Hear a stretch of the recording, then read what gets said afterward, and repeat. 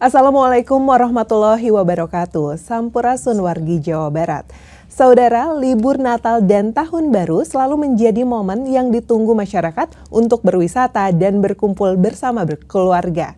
Kota Bandung sebagai salah satu destinasi favorit wisata nasional tentu bersiap menyambut lonjakan kunjungan wisatawan.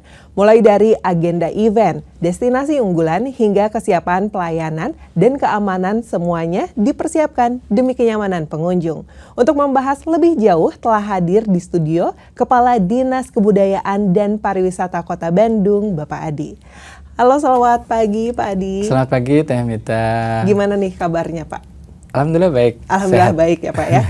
Pak, menjelang Natal dan Tahun Baru, ini kan Kota Bandung salah satu destinasi wisata favorit. Pastinya banyak pengunjung dari luar kota yang datang ke Kota Bandung. Nah, bagaimana kesiapan dari Disbudpar Kota Bandung dalam mempersiapkan para pengunjung atau wisatawan yang datang ke Kota Bandung? Apakah ada event atau bagaimana Pak?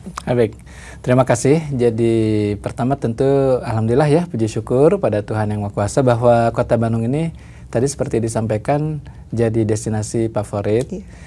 Setiap weekend kita tahu ya kedatangan para pengunjung luar biasa dari arah barat terutama ya, dari arah Jakarta, tapi juga nggak sedikit dari arah timur.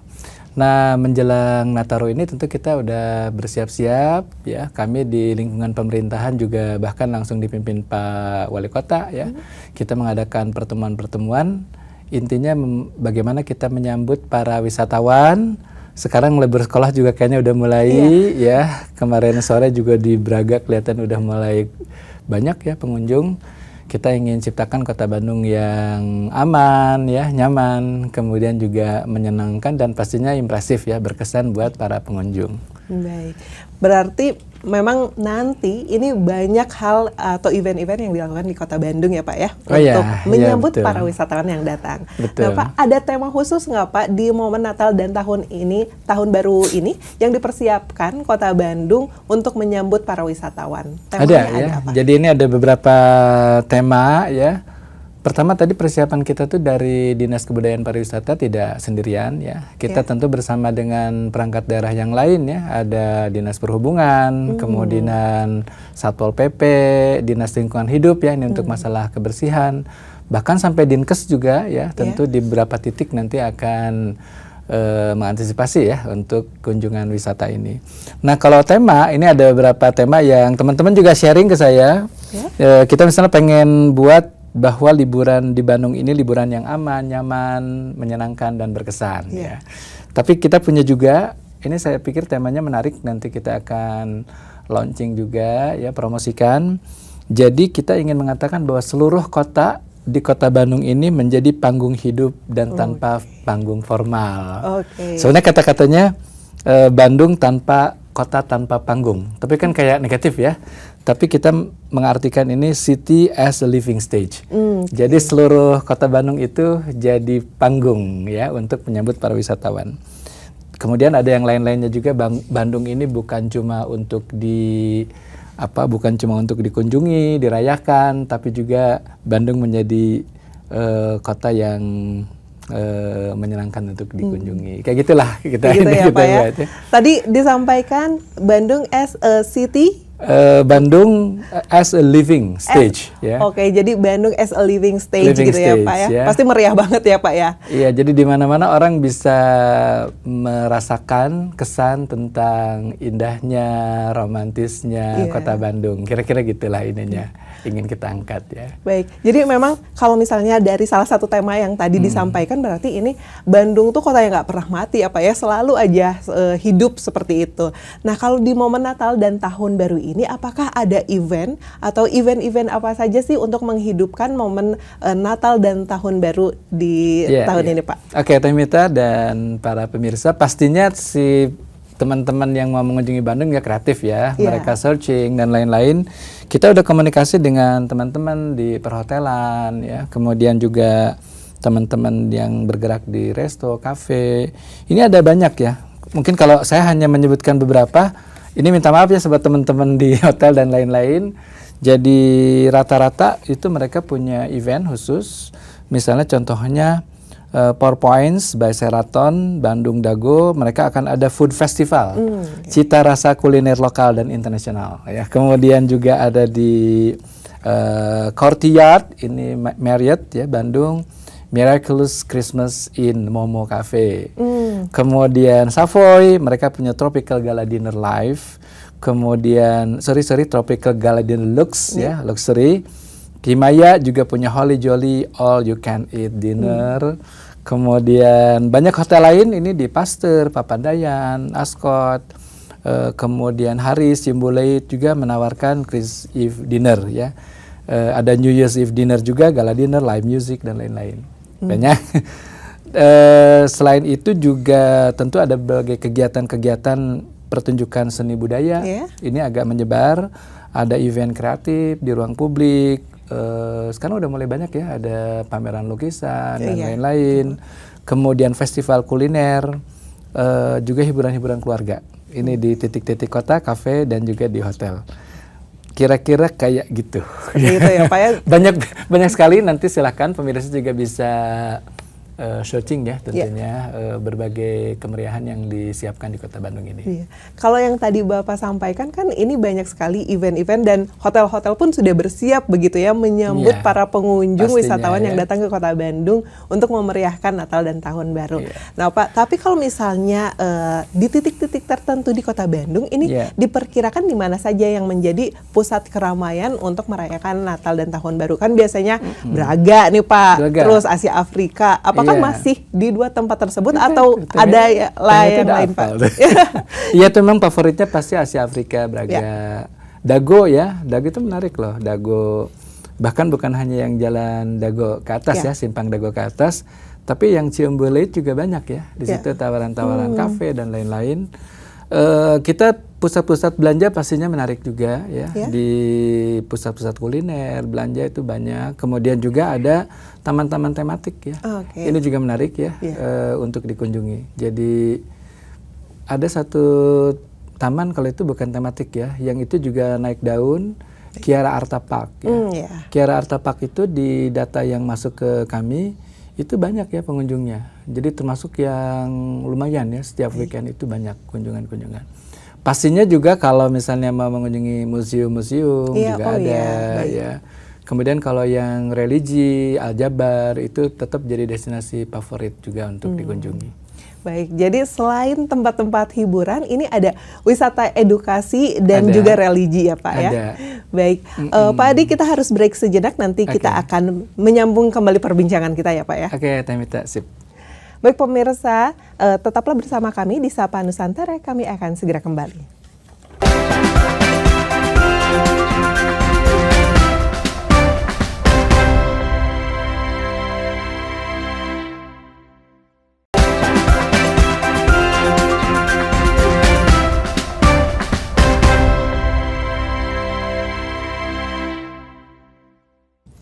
Baik pemirsa, terima kasih Anda masih setia bersama kami di Sapa Nusantara dan kita akan lanjut berbincang dengan Bapak Adi. Pak Adi, ini kalau misalnya momen Natal dan Tahun Baru, banyak sekali wisatawan yang datang ke Kota Bandung karena ingin mendapatkan atau mendapatkan ide kreativitas seperti itu. Nah, kalau misalnya nanti di momen Natal Tahun Baru ini, apakah para pelaku UMKM di bidang kreatif lokal itu akan dilibatkan, Pak?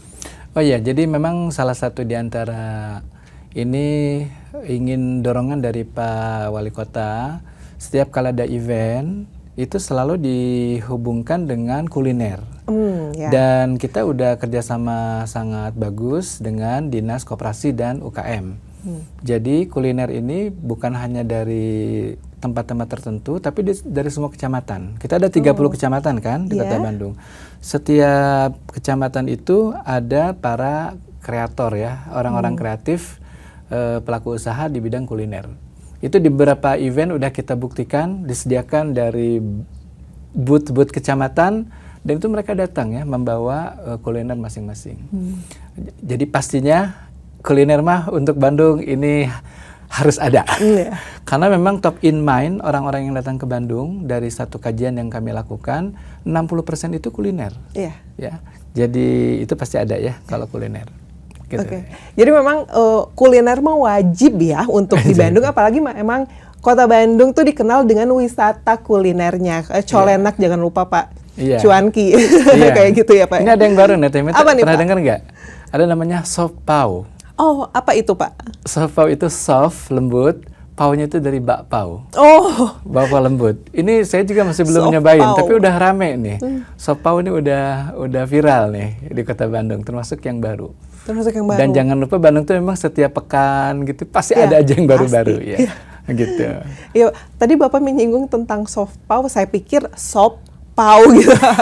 Ternyata soft pau. Dari bakpao. Dari bakpao seperti ya, itu. dari bakpao. Nah Pak, masih berbincang tentang kuliner nih Iya. Pak, karena memang salah satu daya tarik dari Kota Bandung adalah wisata kulinernya. Iya. Ini bagaimana nanti di momen Natal dan Tahun Baru Iya. untuk daerah-daerah yang sering menjadi tujuan wisata untuk kulineran Pak, Wisata kayak misalnya di kuliner, Pasar ya. Cihapit, Iya. lalu ada di daerah Dago yang oleh-olehnya seperti itu, Iya. dan misalnya Cihamplas juga oleh-oleh kulinernya juga masih seperti itu. Bagaimana nanti mempersiapkan Kota Bandung di Sput Park ini di titik-titik yang biasanya menjadi kepadatan untuk kuliner. Apakah nanti akan ditambah gitu, jangan jam operasionalnya jangan tutup dulu, biasanya tutup misalnya jam 6 sore, ini sampai jam 12 malam aja gitu, atau Oke. gimana nih Pak? Ini kelihatannya kan kita tidak mengeneralisir Iya. ya. Tapi dari kami, dari Dinas Kebudayaan Pariwisata, kita udah bersurat ya melalui asosiasi-asosiasi dari Persatuan Hotel Restoran Indonesia, kemudian Asosiasi Cafe Resto dan lain-lain. Kita udah bersurat dan intinya sebenarnya yang pertama sesuai dengan surat edaran juga dari Menteri Pariwisata. Nah, ya. Tadi ya, kita masalah keamanan, kenyamanan, kebersihan dan lain-lain, ini kita dorong ya ke semua, diistilahkannya UJP ya, usaha jasa pariwisata. Termasuk juga destinasi-destinasi. Jangan lupa kita punya kawasan kreatif ya, KWK. Ini juga akan kita dorong ya, kita manfaatkan kunjungan yang banyak ini untuk bisa menarik perhatian para pengunjung. Ada Binong Jati ya, itu yang kawasan untuk rajut. Rajut, ya. iya, betul. Kemudian Cibaduyut itu masih Sepatu, ya, aktif Pak, ya? sepatu, kulit dan lain-lain. Terus juga ada yang batik ya di daerah ini Komar ya, sekitar situ. Nah, jadi ini pasti di akhir tahun akan kita dorong untuk promosi dari setiap destinasi dan juga hotel. Jangan lupa kita juga untuk masalah kuliner ini, ini ada yang disebut dengan warisan budaya tak benda. Ya, jadi Bandung ini ini masih hangat. Kemarin dapat apresiasi di Kementerian Kebudayaan, mie kocok ya. Oh, mie kocok. Mie kocok itu jadi warisan budaya tak benda ya. Jadi namanya intangible heritage. Dan banyak yang lainnya. Sebenarnya kemarin saya ketemu dengan direkturnya di Jakarta juga, Pak, ini Pak Kadis kayaknya lebih banyak dari Bandung katanya. Karena sebenarnya banyak sekali taste yang baru, yang unik dan sebagainya. Nah, jadi hotel-hotel itu pasti juga menyiapkan dengan chef-chef terbaiknya ya, selain international food juga dari yang lokal. Baik. Nah Pak, ini masih berbincang tentang kuliner lagi, karena memang saya juga salah satu pecinta kuliner, dan saya tuh jajan tuh di mana aja Pak. Mau dijajan di misalnya yang terpusat kayak di Cihapit atau di pinggir-pinggir jalan, karena banyak juga kan penjual kuliner di pinggir jalan. Dan banyak juga wisatawan tuh yang memang khusus datang ke Bandung tuh untuk nyari kuliner, dan akhirnya menyebabkan kemacetan karena banyak yang parkir sembarangan. Nah, bagaimana nih persiapan dari Disbud Park sendiri untuk penyediaan kantong parkirnya, Pak? Nah, ini parkir ini memang kerjasama pastinya ya. Dari kami di Disbud Park, kita intensif ngobrol-ngobrol dengan teman-teman di Dinas Perhubungan ya. Dan penataannya tentu dilakukan terus ya, secara, kan itu bukan hal yang selesai sehari gitu ya. Tapi terus kita lakukan, monitor di lapangan, ada permasalahan atau tidak. Kalau ada masalah tentu kita cari solusinya ya. Jadi dengan teman-teman di Dishub, kemudian juga teman-teman yang Satpol PP ya. Ini tadi sekali lagi kita intensif lah sekarang ngobrol terus ya. Karena kan pengennya tadi gitu, Bandung aman, nyaman, menyenangkan dan berkesan gitu ya. kira-kira gitu. Iya, jadi memang untuk selain mendatangkan wisatawan dari luar kota agar pendapatan daerah juga meningkat, tapi para wisatawan ini juga dibuat nyaman seperti itu ya Pak ya, biar tidak macet-macetan dan yang lainnya seperti itu. Kayaknya gini deh, yang macet ya, ini menarik Iya, ya. bagaimana nih Pak Macet, kemacetan Kota Bandung, itu Pak? di kajian kita tadi, Iya. kajian citra pariwisata, memang ada macet. Iya. Tapi ternyata di lapangan itu, oke deh saya macet, tapi saya dapat sesuatu, I gain something gitu ya. Jadi kayaknya macetnya jadi lupa gitu ya. Emang kalau menghilangkan macet, apalagi di weekend, Yeah. terutama di pusat-pusat wisata tertentu, kayaknya sampai dengan saat ini sulit ya. Iya. Karena memang kayak gitu ya, begitu ramai pasti ada tersendat ya. Yang parkir, mondo dan lain-lain. Cuma kita harapkan tetap tertib ya.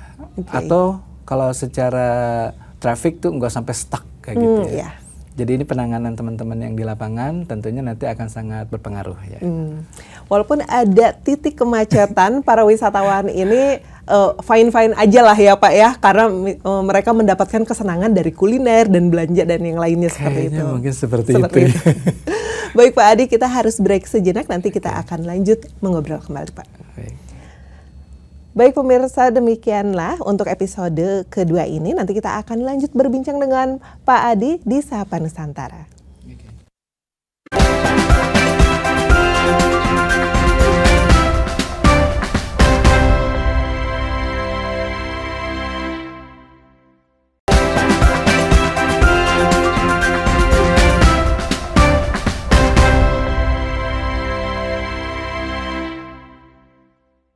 Pemirsa Sapa Nusantara, terima kasih Anda masih setia bersama kami dan kita akan lanjut mengobrol dengan Pak Adi. Pak Adi, seperti yang kita ketahui kan, tadi kan kuliner, lalu belanja, fashion dan lain-lain. Ini berarti nanti banyak pengunjung wisatawan dari luar kota yang datang ke Kota Bandung.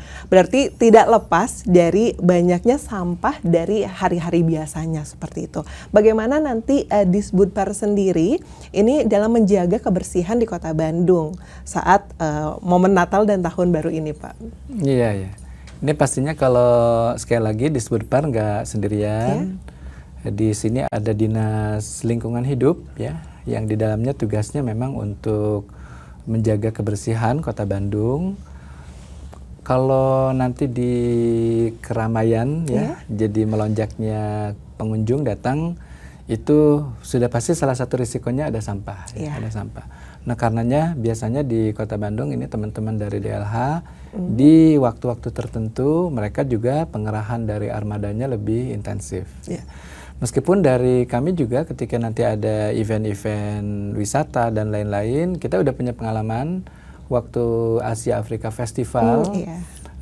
Kita siapkan misalnya ada water station ya, sehingga dari kemarin ketika siapkan water station, kemudian di sosmed kita gaungkan, nggak usah khawatir, bawa aja tumbler, nanti bisa ngisi air. Itu ternyata lumayan ya, cukup signifikan pengurangan sampah plastik. Nah jadi yang seperti itu pasti akan kita lakukan juga nanti di tempat-tempat tertentu ya. Mudah-mudahan nanti sama teman-teman yang ngadain event, kita bisa dorong, tolong dong siapkan juga ada water station, sehingga teman-teman nanti paling tidak ada berapa sampah yang bisa kita kurangi, kayak gitu. Yang lainnya tadi ya, armada tentu akan lebih ditambahkan di saat hari-hari puncak ya nanti liburan. Baik, jadi tetap ya wisatawan ketika datang ke Kota Bandung selain menikmati kuliner dan belanja juga menikmati kebersihan di Kota Bandung karena memang Bandung kan dikenal sebagai kota kembang ya Pak ya. Iya betul. Nah Pak, ada nggak sih promosi khusus atau strategi untuk mendatangkan wisatawan ke Kota Bandung lebih banyak nih Pak agar mendapatkan pendapatan daerah lebih banyak seperti itu? Atau memang Kota Bandung nggak perlu promosi nih karena memang selalu banyak yang datang? Iya iya. Jadi sebenarnya kita mungkin kerjasama dengan perhotelan ya. Mereka juga tadi seperti saya sampaikan, mereka banyak ya event di tahun baru ini. Mudah-mudahan itu juga nanti tingkat hunian ya, okupansinya di hotel juga meningkat. Mereka tinggalnya juga bisa lebih lama ya. Yang biasanya datang hari Sabtu, ke Bandungnya sekarang Jumat sore ya, sehingga bisa nikmati malam Sabtu, malam Minggu di Kota Bandung. Nah ini kita bareng-bareng yang seperti ini ya, karena di kita juga ada Badan Promosi Pariwisata, Badan Promosi. BP2KB ya, Kota Bandung. Ini pasti kita ajak, yuk kita mumpung moodnya lagi mood liburan, biar pada datang ke Bandung. Kemudian tentu ditawarkan atraksinya ya, ada apa di hotel. Nanti di beberapa titik juga ada event ya. Nah ini sedang kita konsolidasikan, udah banyak yang masuk, kita konsolidasikan. Pastinya ini harus tadi ya, harus bareng-bareng dengan perangkat daerah lain. Ini kita antisipasi nih, di sini rame, di sini rame. Nah, kemudian yang berikutnya lagi juga tentang masalah keamanan ya. Pastinya ini dengan teman-teman Satpol, mungkin yang biasanya nggak terlalu banyak, nanti di beberapa titik udah ada, ya kayak gitu. Baik Pak, tadi kan Bapak menyinggung tentang keamanan. Nah, apakah di momen Natal dan Tahun Baru ini, Kota Bandung ini ada persiapan khusus, misalnya pusat-pusat pengaduan, karena kan pasti banyak keramaian seperti itu, misalnya ada kehilangan atau apa seperti itu Pak, bagaimana nih? Ini kita ada undangan juga ya, mestinya hari ini deh, harusnya kemarin, hari ini itu dari Polrestabes juga. Kita saling kolaborasi ya, pastinya kan di Kota Bandung Pak Wali Kota dengan kepolisian itu juga komunikasi. Jadi mereka juga udah inisiatif mengundang kita semua. Diundang salah satunya di Sbudpar ya. Mungkin dari kepolisian juga biar dapat info ya, kira-kira di mana nih diantisipasi pusat-pusat keramaian dan lain-lain. Jadi faktor keamanan ini kita terus diskusikan, kita obrolkan sehingga nanti pengunjung lebih aman. Ya pastinya kalau secara individual tentu kita juga menghimbau ya pengunjungnya jangan terlalu mencolok juga gitu ya kalau perhiasan. Tapi kayaknya enggak ya, datang ke Bandung kayaknya bukan itu ya.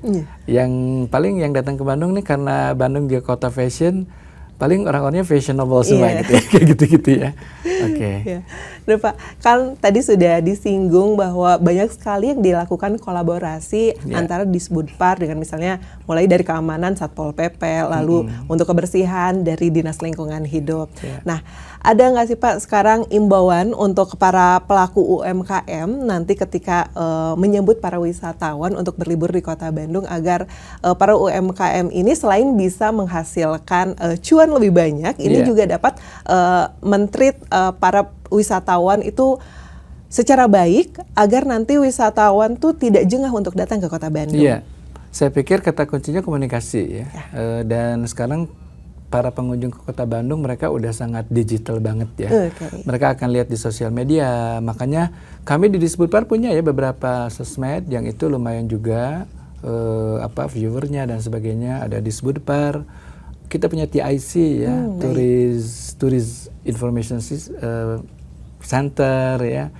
Nah ini tentu kita berharap dengan teman-teman yang kuliner dari UMKM, mereka juga bisa kolaps ya, supaya nanti apa yang akan mereka sajikan, mereka tawarkan kepada para pengunjung itu lebih banyak diketahui juga oleh para wisatawan yang datang. Kayaknya harus bagus. Ada beberapa yang bukan dari pemerintah juga itu luar biasa ya, ininya followersnya juga udah tinggi lah, udah di hampir mungkin ratusan ribu lebih gitu ya. Dan itu kelihatannya juga mesti secara efektif digunakan, karena lagi-lagi dari kajian kami ternyata mereka yang datang ke Bandung itu get informasinya tuh di sosmed. Baik. Di sosmed. Pastinya nih dari Kompas TV juga nih dengan acara seperti ini kan membuat aware juga ya. Nanti silahkan kunjungi berbagai sosmed di IG, TikTok dan lain-lain supaya nanti begitu datang itu udah ada bayangan-bayangan. Oh, ini kayaknya saya mau datang ke sini dan sebagainya. Jadi nggak bingung ya. Manfaatkan waktu sebaik-baiknya. Dan kalau kita prepare bagus, jadi datang tuh oke, gitu ya. Iya, betul. Meskipun saya nggak jamin ya, begitu sampai Bandung, ya ampun ada ini ya gitu ya. Bisa jadi juga spontan-spontan gitu ya, dikunjungi. Iya betul Pak, kalau misalnya datang ke Kota Bandung ini kayaknya tidak cukup 1 hari ya Pak, minimalnya seminggu gitu ya untuk bisa menikmati apa yang ada di Kota Bandung. Baik Pak Adi, terima kasih untuk perbincangan kita di episode kali ini. Mungkin nanti kita akan ngobrol-ngobrol yang lainnya seperti itu ya Pak, karena misalnya Tahun Baru dan nanti juga sebentar lagi ada event-event yang baru kayak misalnya Lebaran seperti itu ya Pak ya? Iya. Baik, semoga nanti untuk para wisatawan yang datang ke Kota Bandung ini dapat menikmati apa yang sudah dipersiapkan dari Kota Bandung, khususnya dari Disbudpar ya Pak ya. Baik. Terima kasih Temita. Terima kasih Pak Adi. Terima kasih. Baik pemirsa, demikianlah Sapa Nusantara episode kali ini. Saya Mita Handayani pamit dan seluruh kru yang bertugas juga mengucapkan terima kasih. Sampai jumpa.